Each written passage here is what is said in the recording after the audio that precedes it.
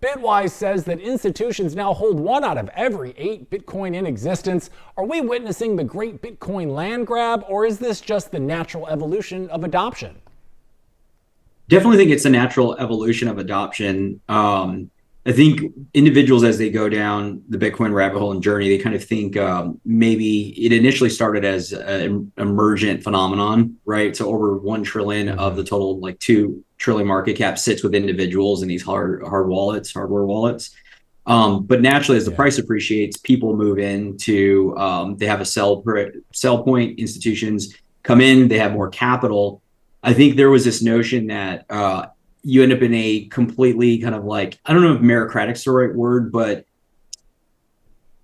money and capital still centralizes. And so the notion of everyone has an equal amount of Bitcoin or some version of that is always like a pipe dream or utopian version of the BlackRocks, the Fidelities, the institutions, the pensions have a large swath of capital. They'll have to obviously buy at larger prices, but they will hold a vast percentage of the total market cap. Now, the flip side, though, is the thing that we work on and most people don't recognize is how the institutions hold in custody and what works today will fundamentally not work in the future, because the version or angle I look at is we're so early to Bitcoin, custody hasn't been figured out. Because when you think about a scarce asset that was global money, which is gold, the way gold ultimately failed and we ended up, using dollars that were thought of as backed by gold, but not, was it centralized, and then you ended up with too many claims because the centralization lacked transparency and the understanding of how many claims of these dollars are on the underlying. Well, that's the same thing that's at risk of happening here if there's not more robust solutions created, i.e. Coinbase cannot hold 80 to 90% of all the institutional capital or ETFs and this thing be successful. I can share why, but I think that's the biggest thing that's least understood is how the institution's custody today, with Coinbase and Fidelity holding the vast percentage of the ETFs. And that's a proxy for institutional allocations coming forward will go through Coinbase. They've kind of become, nobody gets fired for going to Coinbase, won't persist if Bitcoin is to continue to grow in price for a number of reasons.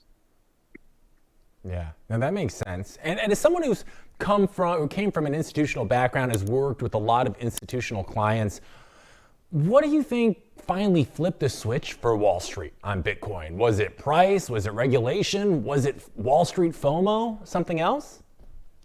Definitely BlackRock, Larry Fink, ETFs being approved. I think that was the big green light. I think that kind of was the canary before they understood from the legislation and the administration was going to get favorable to it. The real way to think about the vast majority of wealth, again, is concentrated with a very small percentage of the total population. Those individuals think about wealth preservation, not speculation or insane growth. And so they don't want to catch a falling knife effectively.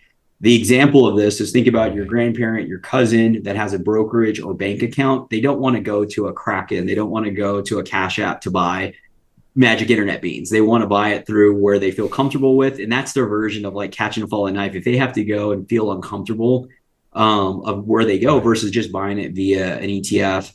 And I think the other example of, so you got regulation, administration, social proof. The last part really is widely misunderstood that self-custody, while it is important and will make Bitcoin work long-term, it is a big barrier to entry because historically you either had to trust a third-party custodian, which historically wasn't the smart move, or you had to self-custody the asset. And people will say, well, subjectively, that didn't really keep people out. It's like, no, there's 100 billion reasons why it did, because that's what the ETFs are showing, right? The ETFs have accumulated over $100 billion in Bitcoin. And it's from a bunch of people that already knew they wanted Bitcoin, but they needed a more comfortable way to get that price exposure. The problem with that is it's nuanced, that it's not really a great exposure. But people will wake up to understanding that in the same way that people woke up to when you buy a Cash App, you graduate once you get to 2, 10,000, whatever the number is that becomes material and painful if it gets hacked in your phone, you go and seek out better solutions. It's the same thing that's going to happen with ETFs. I believe Harvard's allocation is 0.03% of their total endowment, right? Because they put a $100 million position on 0.03%. So imagine you put 0.03% of your personal wealth in Bitcoin. You don't care who holds it, how it's custodied. Even if it went away tomorrow, you're like, that's a rounding error. But when that goes to Yeah. 1%, 3%, 5%, it is a rational decision for somebody to get really curious about what the hell is this thing? How do I custody it? And that's why ultimately I don't think the ETFs and Coinbase end up with all of this Bitcoin where we're at today. It's still so early in the institutional education.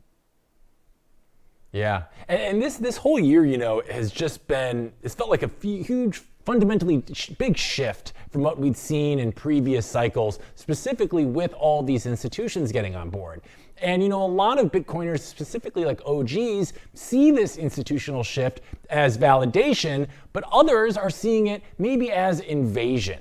So my question is, Michael, where do you land? Is this strengthening Bitcoin's foundation or slowly centralizing what was always meant to be decentralized?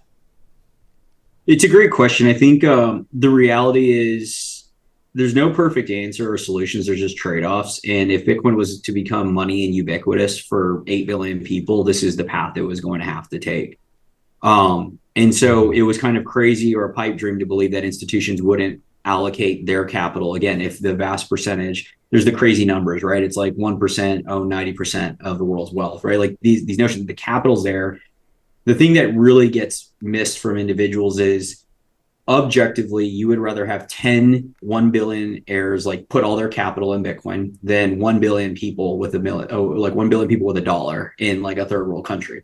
Meaning because 10 billionaires putting $10 billion of capital means $10 billion of economic value, inserting liquidity, adding to Bitcoin, the ability for that to transfer that amount of value and wealth.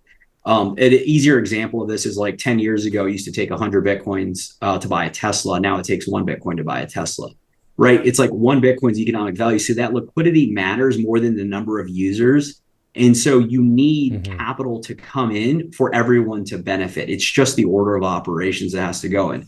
The second part, though, is the centralization and concentration is a risk if it continues, meaning if we play this out and it ends up as Coinbase and maybe 2 other firms holding 50 to 80% of the BTC, there's different ramifications of that could effectively be existential because of this is, again, going back to gold centralized. We went off a gold standard because you didn't have transparency into how many claims on the currency. Because I think everyone understands, at least kind of, that on the base level of Bitcoin, you cannot transact. It cannot be used for money for 8 billion individuals.